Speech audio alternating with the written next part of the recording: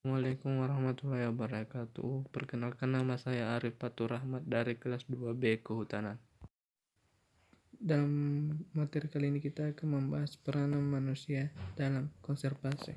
Faktor-faktor yang mempengaruhi konservasi. 1. Peningkatnya kebutuhan manusia terhadap SDA. Peningkatan kerusakan sumber daya alam hayati dan ekosistem. Manusia sebagai aktor utama penyebab kerusakan dan perlunya adanya peranan manusia terhadap kegiatan konservasi. Pelestarian SDAH dan keseimbangan ekosistem sehingga mendukung upaya kesejahteraan masyarakat dalam mutu kehidupan manusia. Undang-Undang Nomor 5 Tahun 1990 Pasal 3.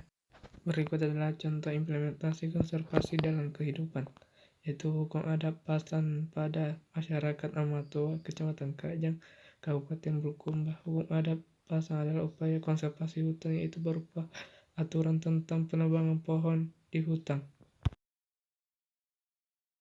Sesi di Maluku. Sesi adalah larangan pengambilan sumber daya alam baik di darat maupun di laut dalam kurun waktu tertentu. Ketiga, awing-awing di Bali dan Nusa Tenggara Barat. Awing-awing atau peraturan adat melarang masyarakat menangkap burung atau membunuh segala jenis burung, terutama jalak bali dan curik. Keempat, masyarakat Baduy. Masyarakat Baduy adalah masyarakat yang menghormati hutan karena hutan dianggap satu yang sakral.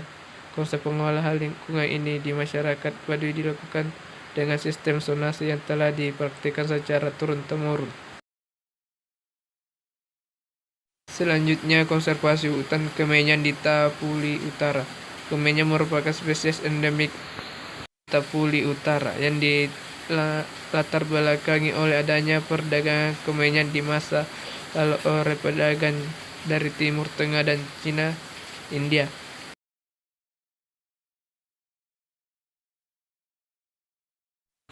Selanjutnya, hukum adat laut di Aceh merupakan upaya konservasi sumber daya ikan. Kearifan lokal ini telah ada sejak Sultan Iskandar Muda. Substansi hukum adat laut ini diberikan langsung kepada pemanfaatan dan pengolahan sumber daya alam perikanan. Berikut adalah berbagai dampak ketidakperanan manusia dalam kegiatan konservasi sumber ayam hayati. 1. Penumpukan sampah di mana-mana. 2. Dapat menimbulkan banjir dan longsor. 3. Dapat terjadi kepunahan flora dan fauna. 4. Penebangan hutan secara liar. Dan masih banyak lagi dampak-dampak yang lainnya. Selanjutnya, materi tentang konservasi kawasan. Menurut Undang-Undang Nomor 5 Tahun 1990 tentang konservasi sumber daya alam hayati dan beserta ekosistemnya, terbagi atas dua, yaitu konservasi in situ dan konservasi ex situ. Jenis-jenis konservasi. Konservasi in situ yaitu melindungi kawasan hutan maupun perairan pada habitat aslinya. Sedangkan konservasi ex situ konservasi yang dilakukan di luar habitat aslinya. Berikut adalah contoh konservasi in situ, yaitu taman nasional, cagar alam, hutan wisata, taman laut, dan hutan lindung.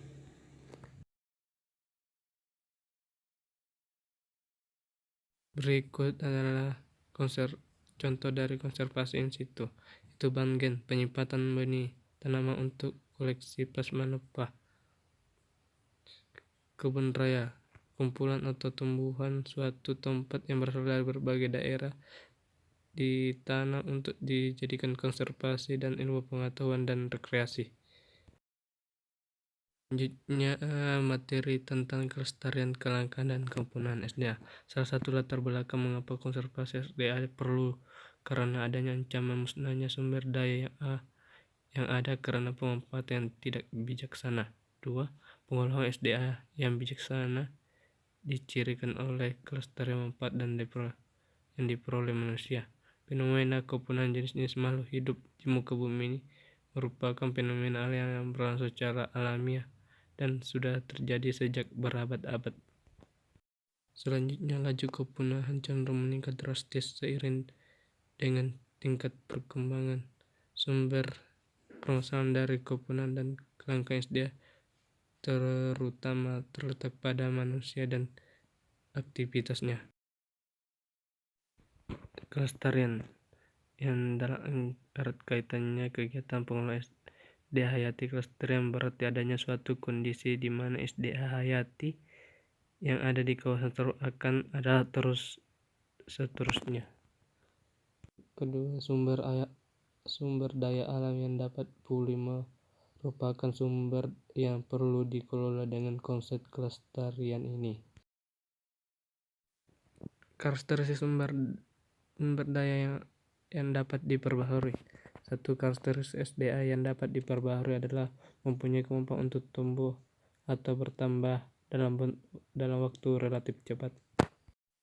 Dua, kemampuan tumbuh dalam waktu tertentu disebut dengan istilah laju pertumbuhan. Dalam upaya pemanfaatan SDA, laju pertumbuhan menjadi dasar penting perhitungannya.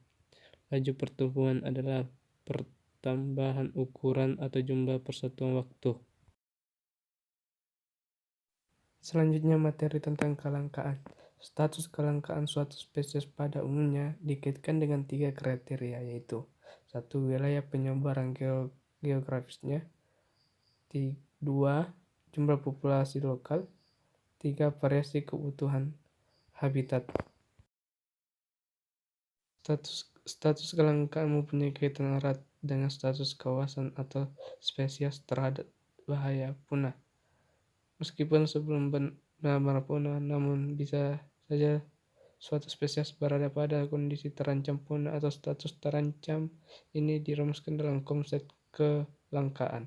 UUNCN kategori terancam dibedakan menjadi 8, yaitu punah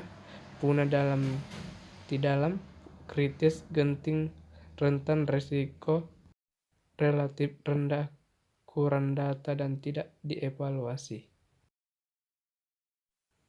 Selanjutnya, materi tentang kepunahan. Kepunahan merupakan suatu kondisi di mana tidak ada keraguan lagi bahwa individu terakhir suatu spesies telah mati. Apabila suatu spesies sudah tidak ditemukan lagi hidup di dalam bebas, namun perkembangan baik di dalam kebun binatang, maka spesies tersebut tidak bisa dikatakan punah, tetapi disebut dengan punah di alam. Suatu spesies dikatakan punah di alam jika spesies seruhannya hidup di penangkaran atau hidup di alam sebagai hasil pelepasan kembali di luar sebaran asli atau alaminya. Kepunahan dan kelangkaan yang lebih parah terjadi secara tidak langsung melalui akibat dari polusi, pembukaan lahan, pengeringan rawa dan danau, pertambangan, penggundulan hutan, pemanasan global, serta kegiatan yang berkaitan dengan pengurangan kualitas dan kuantitas habitat. Berikut adalah materi tentang konservasi tanah. 1. Pengertian konservasi tanah. Penempatan setiap bidang tanah pada cara penggunaan yang sesuai dengan kemampuan tanah tersebut dan memperlakukannya dengan syarat-syarat yang diperlukan agar tidak terjadi kerusakan. Tujuan konservasi tanah. 1. Mencegah kerusakan tanah akibat erosi. 2. Memperbaiki tanah yang rusak. 3. Memelihara serta meningkatkan produktivitas tanah agar dapat digunakan secara lestari. Metode konservasi tanah terbatas 3, yaitu metode vegetatif, metode mekanik, dan metode kimia.